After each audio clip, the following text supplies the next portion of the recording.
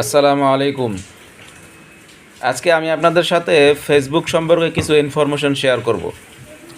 অনেকেই দেখছেন কমেন্ট করতে করতে কমেন্টে ব্লক খান। আমি একবার খেয়েছি।